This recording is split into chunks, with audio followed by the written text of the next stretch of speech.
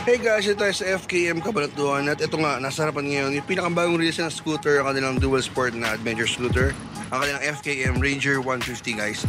Ito guys, sa unang tingin, sa video akala nyo maliit siya, no? Pero tingin nyo guys, ito yung ADV Venture 150 nila. Ayan, no? Kung sa personal makikita nyo dito guys, ang ADV Venture 150 is kasing laki na po ng ADV 150 na Honda. Ayan, no? Magkasing laki lang sila. Pati sa seat, halos sa seat height, magkasing laki sila. Ayan.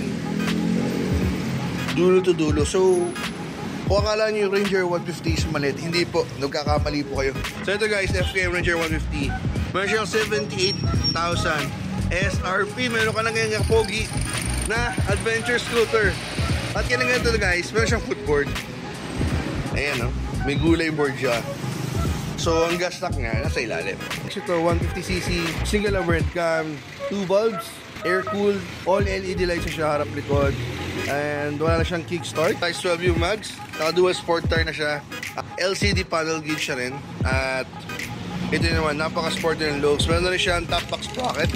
At yun na kanyang kawan. At meron siyang arm handguard. Ayan. Handguard and visors. Meron na siya ditong, ano ba tawag dito? Parang crash guard or patungan din ng mga gamit. Ayan. So meron dito. So ito yung headlight niya guys. Dual projector lamp na. High beam, low beam na paganda. Tapos ito yung daytime running light, yung dalawang bilog.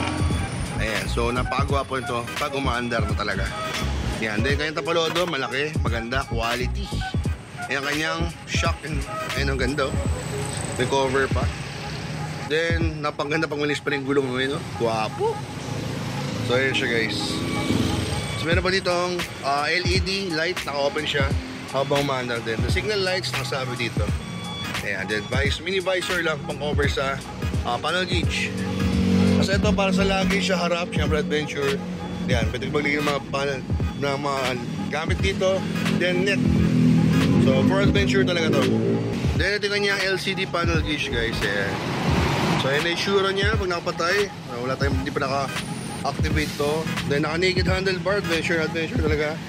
Ayan yung siya guys. Front brake, then high beam, low beam, signal lights, kusina. Then ito yung handguard niya guys. Kasi kabito na side mirror. Side mirror. Throttle grip syempre. Rear brake. Then handguard pa rin. May kill switch siya, patay ng ilaw. Ayan. And push start. So ito guys, sa baba naman, ito akala ko dito yung gas tank na una, hindi pala. So, di wala nga, ayan. So may bilog lang siya dyan, pwede malagay namin ng bottled water. Then sabitan, ayan, for gulay board. So malaki yung gulay board niya, size 12 ako. Kasya size 12. Then, typical na susian lang, ayan. Ayan siya guys. Then meron doon pang charging port. At meron bulsa dito na medyo mababaw lang. So, ayan ang kanya itsura ng cockpit, guys. Sa silya, hindi guys, sasabi sa inyo, halos kasing lapad na din niya. Yung silya ng Venture 150. Ayan, lapad, oh. Kaya, akala nyo malito mo ito na to, hindi. Goods to para sa mag-couple din sa ikaw, may ka mag-travel talaga. Marami ka may ilalagay. Under seat, walang support yung silil to. Ayan lang. So, ito yung luggage niya. So, ito kasya. Ayan. Pati yung battery. Then syempre ito yung gas tank. Tapos ito sabi ko guys, meron siyang stock na top box bracket. Meron siya. Ito na rin yung grab bar mo. So quality naman, makapal yung bakal. Ito yung tail light guys. Ayan, LED rin siya. Ayan ang gwapo. Ayan, lapad yung tignan, no? Ayan. So ito yung rear view niya. Sexy rin, tignan, no? Ayan, malaki din yung muffler niya. Sinilaki nung parang sa Yamaha NMAX, no? Ayan, same tip sila, yung likod. Then naka-disc brake na rin pala na likod nito guys. Ayan, harap likod, disc brake. Then, dual rear shock. Ayan. Yan, syempre yung fan. And ito ang mudguard na rin. Air hugger sa likod. Then ito yung CVT and yung airbox. Ayan, so wala siyang kasama ang kickstart. Then side stand, center stand, and napaka ni OBR. Ayan, maganda bakal. Maganda yung pagkakalak. Ito yung ganyang fairing sa gilid. Ganda, oh. Olive green colorway. Isa brown. So, simple lang, Ranger 150. So, ang ganda yun talaga guys. Ganda na pagkagawa. Ayan, wapo, macho eh. Solid guys to. Ayan o. Diba?